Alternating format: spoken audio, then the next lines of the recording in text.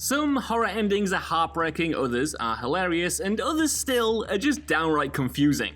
And I don't mean that in a bad way either. So many great horror movies like The Thing have finished on a deliciously ambiguous note, leaving fans to ponder their implications for years to come. And that's exactly the kind of thing we're talking about today. I'm Josh from WhatCulture.com, and these are 8 horror movie endings no one understands. Number 8, The Witch. So this is potentially a controversial one to start off on, as there are multiple potential readings of this scene and the tone of each interpretation differs wildly. The Lighthouse Helmer, Robert Eggers' feature debut, The Witch, follows the misfortunes of an exiled frontier family who are left to live on a remote, desolate farm.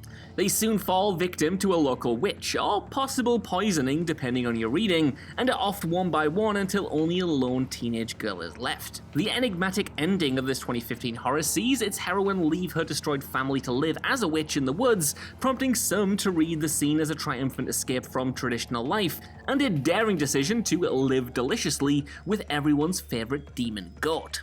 However, given the fact that the film's grim tone doesn't really fit with this optimistic reading, other critics view the scene as a hallucinatory suicide brought on by her isolated starvation after the deaths and disappearances of her family. For my money though, I think Black Phillip just had one too many pints and the whole thing is a vivid, pissed dream. Number 7, The House That Jack Built. Released in 2018, The House That Jack Built was a return to pure provocation for the infamous Melancholia Helmer Lars von Trier.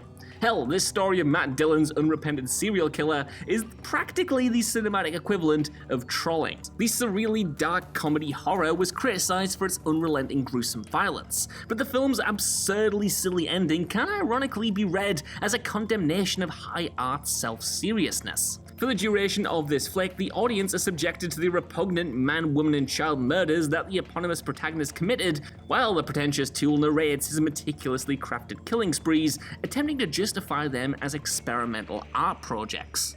This entire enterprise soon transpires to be pointless folly though, as Jack falls off a bridge and is doomed to an eternity in hell after all. The end.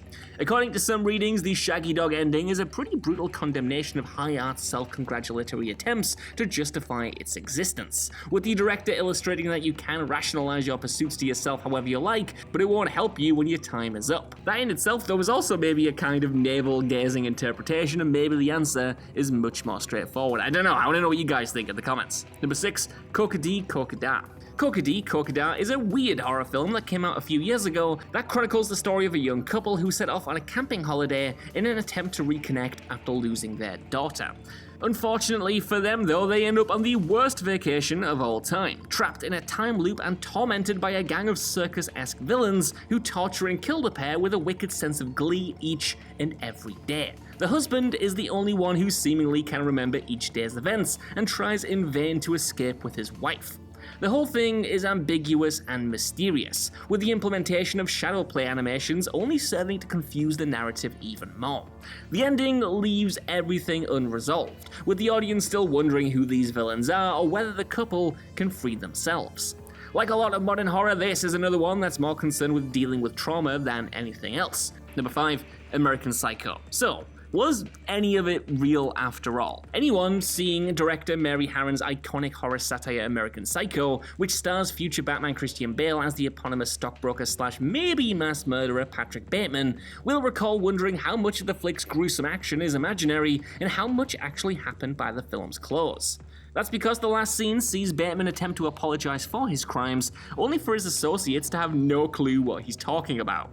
The people he claims to have killed are still alive, the evidence is nowhere to be seen, so did it all happen?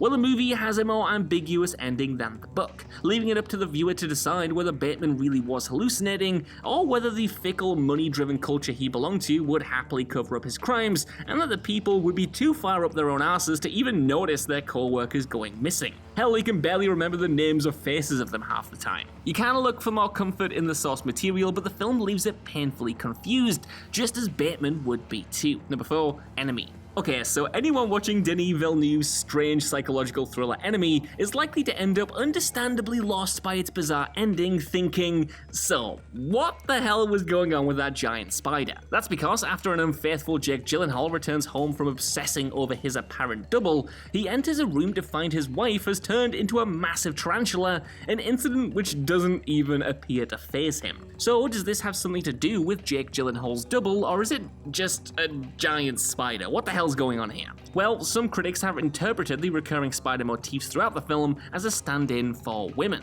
Like the spiders they are often interchanged with in the movie, women are often a subject of fear in this film, with the characters constantly fretting about the consequences of involving them in this game. However, much like the aforementioned spiders, while the outsized fear of these women looms large in the narrative, they are actually being victimized more often than they are the perpetrators of evil, as epitomized in the scene where a tarantula is skewered beneath a dancer's heels. Consequently, Gyllenhaal's anti-hero may seem afraid of these spiders, but the giant spider's furtive fear when he returns home makes it clear who has the power and who lives in fear in the movie. Number 3, Krampus. Trick-or-treat director slash seasonal horror film hero Michael Dougherty's Yuletide horror Krampus may be a little less intensely cerebral than many of the horrors on this list, but it is still worth talking about. An affectionate PG-13 horror tribute to the 80s horror efforts of Gremlins' Joe Dante and An American Werewolf in London's John Landis, this instant cult classic sees a young kid get more than he bargains for when he wishes the titular demonic anti-Santa would punish his dysfunctional family for the crime of forgetting the true meaning of the season.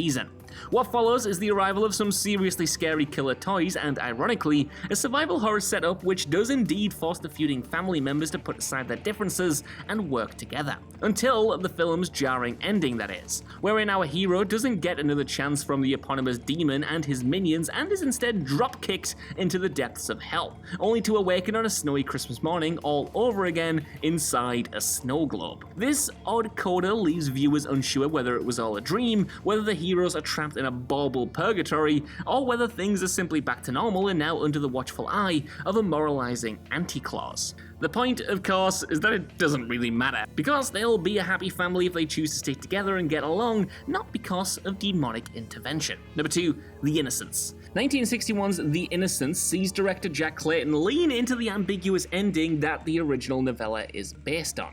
Lean in a little too hard, some might say actually, as frustrated viewers are still searching for closure so many years later.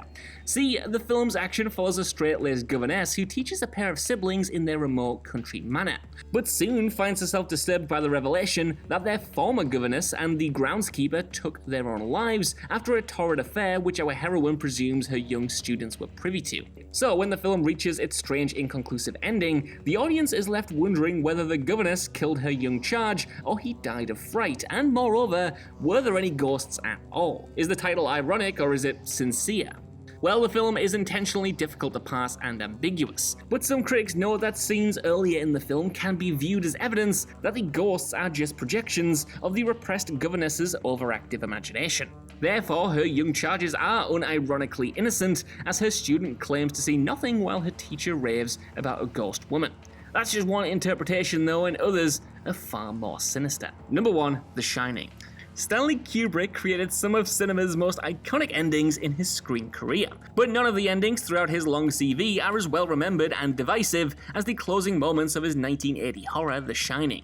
Loosely adapted from Stephen King's novel of the same name, the film ends with the villainous protagonist freezing to death outside the Overlook Hotel after failing to murder his wife and child during the chilly snowstorm. However, a final image which follows shows Jack as the smiling subject of a photo taken in the hotel way back in the 20s, standing front and center amongst the revelers and apparently the same age as he was at the time of his death. So the question is, was Jack literally always there? If so, how? If not, what does the metaphor mean? The final shot seems deeply confusing, but many interpretations see it as evidence that Jack's rage and inescapable control issues meant he was predestined to be drawn into the allure of the seductive hotel. The hotel's history of violence and corruption, according to this reading, makes it a sort of locus of evil energy, drawing the easily corrupted and already unstable likes of Jack towards it. So that's our list. I want to know what you guys think down in the comments below. What do you think of these horror movie endings, and are there any more ambiguous ones I missed off here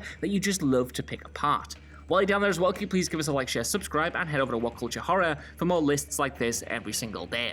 Even if you don't know, I've been Josh, thanks so much for watching, and I'll see you soon.